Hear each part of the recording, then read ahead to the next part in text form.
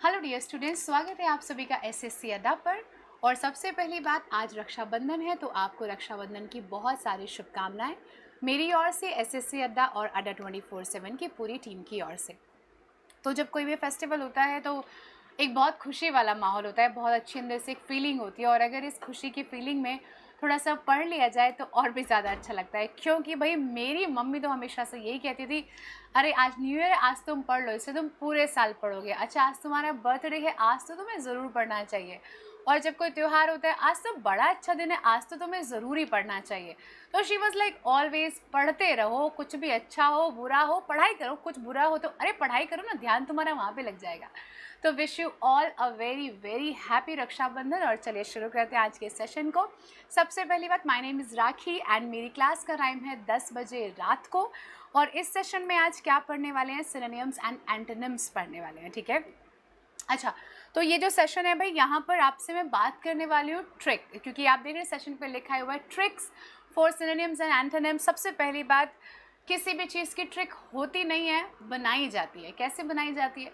जब हम किसी भी चीज़ पे बहुत काम कर लेते हैं ना, तो वहाँ से हम बहुत सारे शॉर्ट मेथड्स निकाल लेते हैं उस चीज़ को ध्यान से समझने के बाद। अगर कोई भी फॉर्मूला कहीं से भी लाइक डिराइव्ड है, तो इसका मतलब ये है कि कहीं ना कहीं किसी ने बहुत उसके बारे में सोचा होगा, बहुत विचार किया गया होगा और फिर उस फॉर्मूला को निकाला होगा। फिर चाहे वो मैथमेटिक्स में ट्रिक्स हो या चाहे इंग्लिश में। इंग्लिश में अगर मैं आपसे बात करूं तो ऐसा नहीं है सेशन को देखने के बाद आप एकदम ऐसे इंटेलिजेंट बन जाएंगे और किसी भी सिनोनिम्स एंटोनिम को कर लेंगे, नहीं। बट येस, इस सेशन के बाद आपको बहुत बड़ी हेल्प मिलेगी अगर आपको प्रॉब्लम होती है एंटोनिम्स एंड सिनोनिम्स के क्वेश्चंस को करने में। सिनोनिम्स मतलब सिमिलर, बोले तो पर्यायवाची। एंटोनिम्स मतलब एंटी, मतलब ऑपोजिट, मतलब विलोम शब्द। इन दोनों को करने के लिए सबसे बड़ी रिक्वायरमेंट क्या होती है, एसएससी हो या बैंकिंग हो, किसी भी एग्जाम में हमारे पास वर्ड से ज़रूर हमारे पास सवाल होते हैं। और किसी भी भाषा में जब हम वाक्यों को बनाते हैं तो वाक्यों को बनाने में जो मेन चीज़ है, जो मेन स्टफ़ है, वो है हमारे वर्ड्स। और कोई भी वर्ड होता है वो ग्रामर के किसी ना किसी पार्ट ऑफ स्पीच से निकल के ज़रूर आता है। आप चाहे कायनात का कोई भी शब्द ले लीजिए, वो कोई ना कोई एक पार्ट ऑफ स्पीच ज़रूर होगा। फिर चाहे वो नाउन हो, फिर चाहे वो प्रोनाउन हो, चाहे एडजेक्टिव हो, चाहे एडवर्ब हो, या कंजंक्शंस या फिर प्रेपोजिशंस। अब आपसे एंटोनिम्स सिनोनिम्स में जो पार्ट ऑफ स्पीच पूछे जाते हैं वो हैं हमारे जी नाउन। तो नाउन के बारे में हमें पता होना चाहिए। सेकंड होते हैं हमारे वर्ब, थर्ड होते हैं हमारे एडजेक्टिव्स एंड फोर्थ इस कैटेगरी में हमारा आता है एडवर्ब। ये चार ही पार्ट ऑफ स्पीच ऐसे हैं जिनसे आपसे वोकैबुलरी पूछी जा सकती है। आर्टिकल्स आपसे कभी नहीं पूछे जाएंगे, प्रेपोजिशंस आपसे कभी नहीं पूछे जाएंगे, कंजंक्शंस का यहाँ पर कोई रोल नहीं है। तो सबसे पहला काम आपको क्या करना है, इन चारों का बेसिक आइडिया आपको होना बहुत ज़रूरी है। अब आप बोलेंगे कि मैम आप तो सिनोनिम्स एंटोनिम्स की बात कर रही हैं, फिर आप ये ग्रामर कहाँ से ले आई? बात यह है कि किसी भी भाषा में व्याकरण उस भाषा का शुद्ध रूप बताने का काम करती है, राइट। तो करना क्या है, जब हम किसी भी वर्ड का एंटोनिम या सिनोनिम निकालते हैं ना, तो सबसे पहले हम उस वर्ड का ख्याल रखते हैं, क्योंकि जो भी हमारा वर्ड है जिसके बारे में हमसे पूछा गया है ना, सबसे पहली बात तो इस वर्ड के बारे में पता होना चाहिए। सपोज आपके पास एक शब्द आया, अब शब्द आज से पहले कभी देखा नहीं है बट ऑप्शन से बड़ी अच्छी जान पहचान है, या वर्ड को बड़े अच्छे से जानते हैं बट ऑप्शंस ने अलग दिमाग खराब कर रखा है। तो सबसे पहला काम है कि हर वर्ड के बारे में हमें पता होना चाहिए, उसका मीनिंग पता होना चाहिए, प्लस मीनिंग के साथ साथ उस शब्द को यूज़ करने का तरीका क्या है ये भी हमें पता होना चाहिए। आप में से बहुत लोग सवाल पूछते हैं कि मैम वर्ड्स को याद कैसे करें, वोकैबुलरी याद कैसे करें। आपने पढ़ा दिया, हमने पढ़ लिया, लेकिन ये याद तो नहीं रहता ना, थोड़ी देर के लिए रह गया, अगले दिन हम इसे भूल जाते हैं। The problem is because we are not using those words जिन्हें हम नया नया सीख रहे हैं। जितने भी वर्ड्स आपको आते हैं, suppose hello, good morning, how are you, I am doing well, thank you, what about you, what like how many members are there in your family, या फिर what is your passion, what do you want to do, what do you want to become in next 5 years। ये सब बातें आपको बड़े मज़े से, बड़े आराम से समझ में आ रही हैं। क्यों? बिकॉज यहाँ पे कोई भी डिफ़िकल्ट वर्ड्स अभी तक नहीं आए हैं।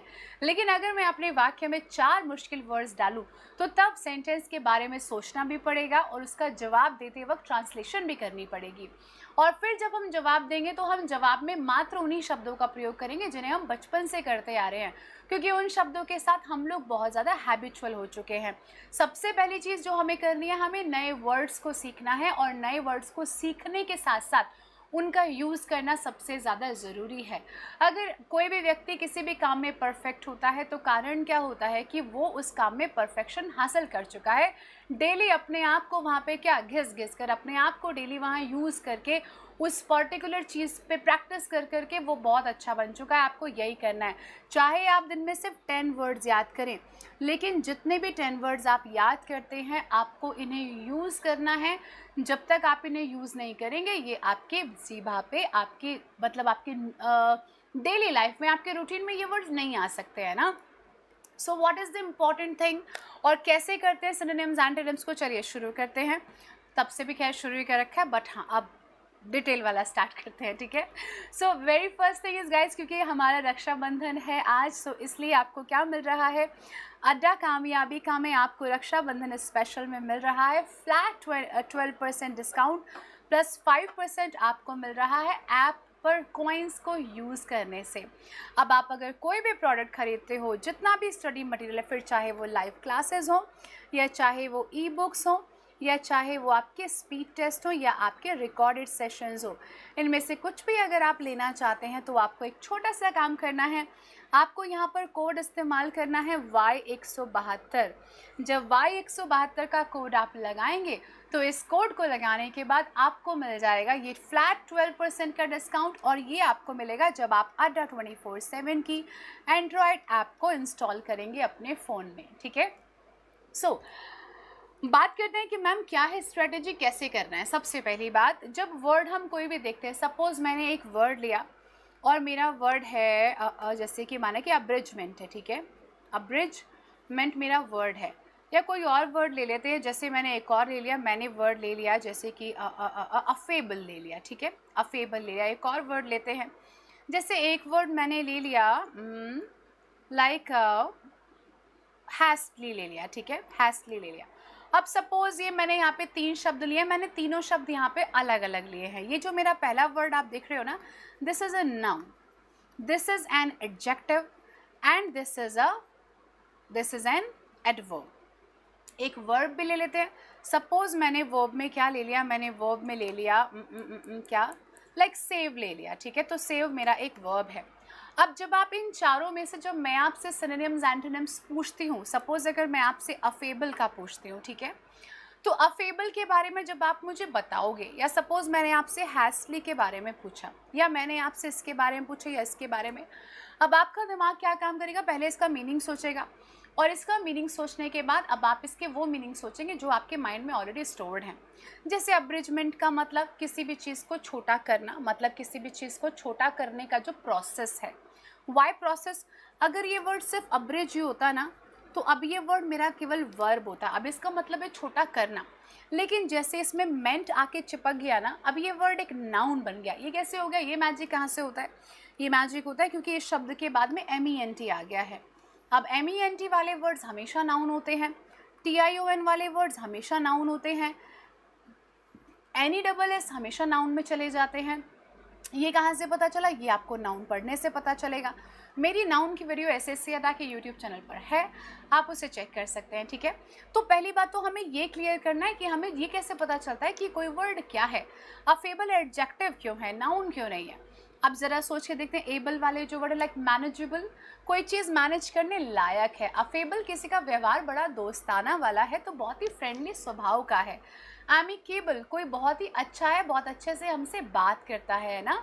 तो इसका मतलब एबल वाले वर्ड्स बहुत सारे ऐसे हैं जो मुझे एडजेक्टिव मिल चुके हैं।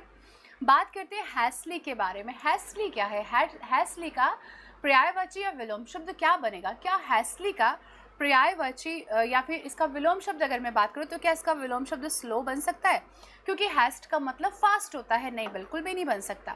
हैस्टली का सिनोनिम सिर्फ बन सकता है स्लोली, और जब तक आप LY नहीं लगाएंगे ना, तब तक ये इसका करेक्ट आंसर बन ही नहीं पाएगा। तो किसी भी वर्ड का जब हम सिनोनिम एंटोनिम लगाते हैं, इस बात का विशेष ख्याल रखना है कि पार्ट ऑफ स्पीच आपका बदलना नहीं चाहिए। पार्ट ऑफ स्पीच आपका वही रहना चाहिए जो आपके शब्द का है। अगर शब्द का पार्ट ऑफ स्पीच आपने बदला तो अब जो आप ऑप्शंस लगा रहे हैं वो आपके गलत हो जाएंगे। तो बहुत बार हम क्या करते हैं, हम कंफ्यूज्ड हो जाते हैं कि अब मैंने यहाँ पे आपसे अब्रिजमेंट पूछा और एक ऑप्शन में आपके शॉर्ट दिया हुआ था, तो हम शॉर्ट आंसर क्यों नहीं लगा सकते, बिकॉज अब्रिजमेंट भी छोटा करना है और शॉर्ट भी छोटा करना है। बट नहीं, अब्रिजमेंट छोटा करना नहीं है, अब्रिजमेंट चीज़ों को छोटा करने का प्रोसेस का नाम है और चीज़ों के नाम नाउन कहलाते हैं। तो शॉर्ट हमारा इसका पर्यायवाची नहीं बन सकता। हमें ऐसा वर्ड चाहिए जो हमें सिर्फ और सिर्फ नाउन के बारे में बताए, वर्ब के बारे में ना बताए। तो सबसे पहली बात आपको क्या करना है, ये है आपका प्री वर्कआउट, वर्कआउट के पहले वाला। और क्या है ये वर्कआउट आपका, कि एंटोनिम्स सिनोनिम्स को पढ़ने के पहले एटलीस्ट ग्रामर के जो बेसिक पार्ट ऑफ स्पीच है, स्पेशली ये जो 4 मैंने आपको बताए हैं, एक बार इनके डेफिनेशन और इनसे रिलेटेड वर्ड्स आपको जानने बहुत ज़रूरी हैं, ताकि आप डिफ़िकल्ट वर्ड्स को याद भी कर पाएँ और एग्ज़ाम में उनके एंटोनिम्स सिनोनिम्स आप करेक्ट भी करके आ पाएँ। ठीक है, तो मेरी ये बात अच्छे से समझ में आती है आप लोगों को, है ना। अब दूसरी बात, अब जैसे बात करते हैं यहाँ पे कि बहुत बार ऐसा होता है कोई वर्ड देख लिया लेकिन वो हमें याद नहीं रह पा रहा है, हम उसे याद नहीं कर पा रहे हैं ना। तो करना क्या है, वर्ड को याद करने के भाई 3-4 तरीके हैं। सबसे पहला तरीका क्या है, उस वर्ड में आप फाइंड आउट करो is there something which you can keep in your mind. अब जैसे मैंने आपसे अफेबल बोला था, अफेबल, ठीक है। अब देखो अफेबल का जो मीनिंग है ना वो काफ़ी हद तक एमिएबल या एमिकेबल वाला है। अगर आपको एमिकेबल याद हो तो मैंने आपको एक बार याद करवाया था कि अम्मी केबल लगा कर देती हैं, अम्मी बड़ी एमिकेबल है, मम्मी का जो स्वभाव है वो बहुत ही फ्रेंडली है। पापा तो स्ट्रिक्ट है, पापा कहते हैं केबल वेबल की कोई ज़रूरत नहीं, ना पढ़ने दो, ये केबल देखेंगे तो ये पढ़ नहीं पाएंगे। बट अम्मी बहुत अच्छी हैं, अम्मी केबल लगा कर देती हैं क्योंकि उनका स्वभाव एमिकेबल है। सो इसको आपको अफेबल, एमिकेबल, एमिएबल, इन सबको आपको साथ में याद करना है। साथ ही साथ आप इसे फैबुलस मतलब अच्छा, सो अफेबल मतलब ऐसा व्यवहार जो बहुत ही अच्छा हो। तो चीज़ों को कनेक्ट करने के लिए हमें इनकी कड़ियाँ चाहिए जो हमारे माइंड में रह सके। ये हो गया हमारा एक तरीका, ठीक है, कि हमने या अपने दिमाग में कुछ रख लिया जिससे हम उसे याद कर पा रहे हैं, हमने कुछ भी रिलेट कर दिया कि इसकी मदद से अब हम इस शब्द को याद रख सकते हैं। दूसरा होता है किसी भी वर्ड का रूट वर्ड निकालना। अब जैसे बाहर एक वर्ड अब्रिजमेंट था, मैंने पहले भी बहुत बार बताया है कि अब्रिज जो हमारा वर्ड है ना, इसमें ब्रिज इसका रूट वर्ड है। ब्रिज क्या काम करता है, ब्रिज लॉन्ग डिस्टेंस को छोटा करने का काम करता है। कैसे, अगर ये आपकी सड़क है, बहुत दूर जाके यहाँ पे यू टर्न था, तो आपने इस ब्रिज पे चढ़ के क्या कर लिया, इस यू टर्न को छोटा कर लिया और आपने अपनी दूरी को कम कर लिया। ऐसे और भी बहुत सारे वर्ड्स हैं जहाँ पर हमें रूट वर्ड से बहुत बड़ा बेनिफिट, बहुत सारा एडवांटेज मिल जाता है। तो हमेशा रूट वर्ड्स को दिमाग में रखिए, उससे रिलेटेड जितने भी वर्ड्स हैं उनको आप ज़रूर सोचा कीजिए कि ये कहाँ से आया है ना।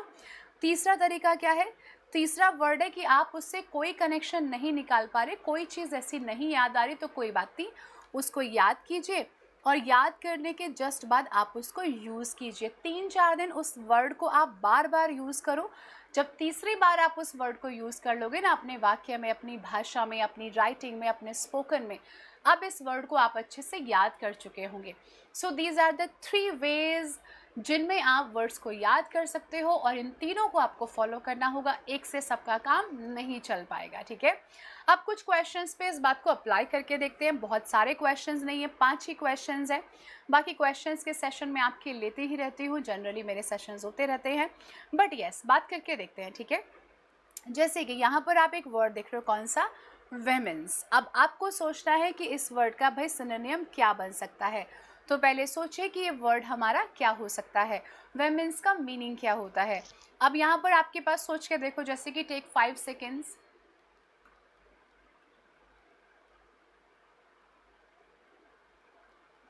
सोच लिया। तो वेमेंस का मतलब होता है किसी भी काम को बहुत ज़्यादा अच्छे तरीके से करना, उसमें बहुत ज़्यादा रुचि रखना, या उस काम में पूरा अपना 100% दे देना। मतलब किसी भी चीज़ के लिए बहुत तरीके से क्या होना, पैशनेट होना। बट दी प्रॉब्लम इज़, अब इसका मैंने आपसे पर्यायवाची पूछा तो सबसे पहले अगर आपके दिमाग में पैशनेट आया तो बिल्कुल गलत है। वाई, बिकॉज यहाँ पे जो मैंने पैशनेट लिखा है वो मैंने पैशन नहीं लिखा है। अब वेमेंस मेरा एक नाउन है तो इसका पर्यायवाची मेरा नाउन नहीं हो सकता। पैशन नाउन होता है बट पैशनेट नाउन नहीं होता है। पैशनेट किसी भी वर्ड के लिए एडजेक्टिव होता है, तो इसलिए ये वर्ड मेरा यहाँ पर करेक्ट आंसर नहीं हो पाएगा।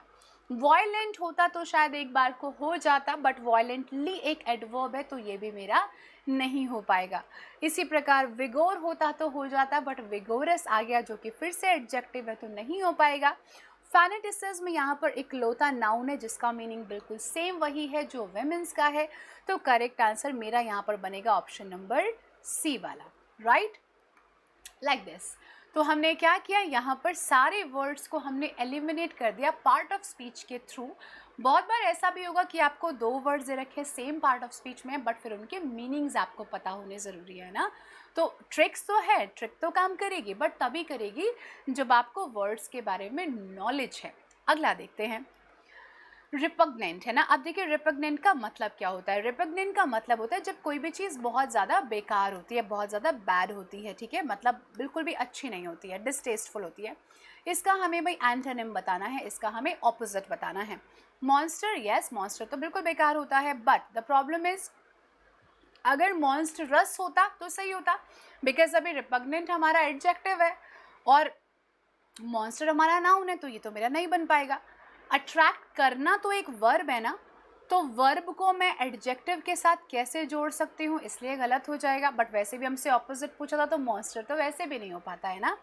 डिसअग्रीएबल, कोई भी चीज़ जिस पे आप डिसअग्री करते हो, हमसे पर्यायवाची तो पूछा ही नहीं है भाई, जो चीज़ बेकार है हम उससे डिसअग्री भी करेंगे, बट द प्रॉब्लम इज इस बार हमसे विलोम शब्द पूछा है, तो जो चीज़ बेकार हो इसका ऑपोजिट क्या होगा कि देखने में वो बड़ी प्यारी है, बहुत अच्छी है, कानों को या आंखों को बड़ी सुंदर लग रही है, प्यारी लग रही है, so pleasant is the correct answer.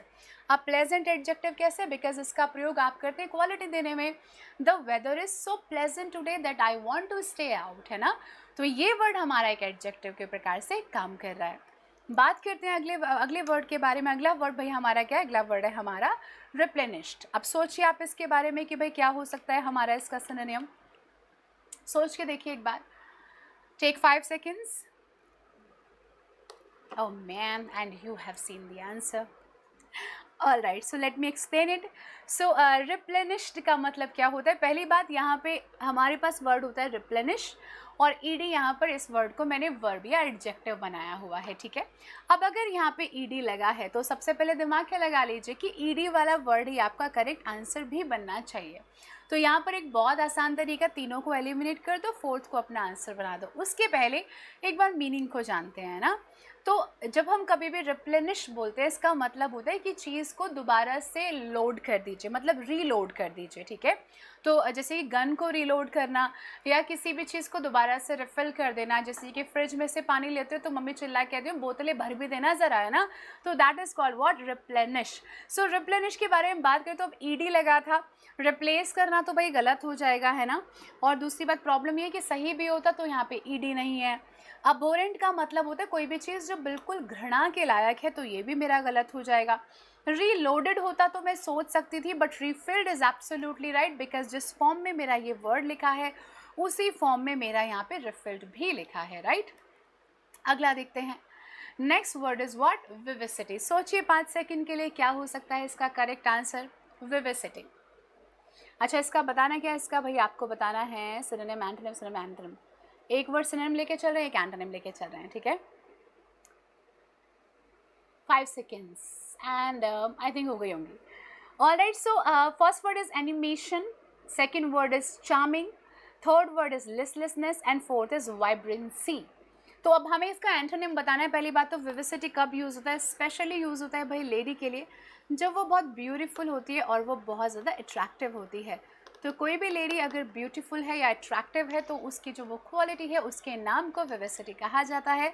This word is a noun, तो please keep this thing in your mind that the antonym should also be a noun. Animation कैसे हो जाएगा, खासकर ऑपोजिट तो बिल्कुल भी नहीं हो पाएगा। चार्मिंग अगर सिनोनिम होता तो बिल्कुल बन जाता, बट वैसे भी नहीं बन पाता, बिकॉज विविसिटी अगर नाउन है तो चार्म इसका सिनोनिम होना चाहिए था, है ना। अब बचे दो वर्ड्स हैं, कोई चीज़ अगर वाइब्रेंट है तो वाइब्रेंट का मतलब है that is live, that is so beautiful, that is so good. So vibrancy भी गलत हो जाएगा।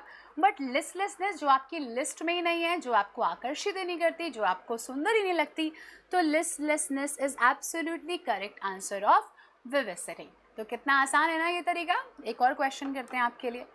नेक्स्ट क्वेश्चन इज नॉन चैलेंटली या नॉन कैलेंटली, जिसका मीनिंग क्या होता है सोचिए ज़रा, टेक 5 सेकेंड्स। अच्छा क्या बताना है यहाँ पर आपको, फिर से सिनोनिम बताना है, ठीक है। ऑल्टरनेटिवली हम कर रहे हैं ना।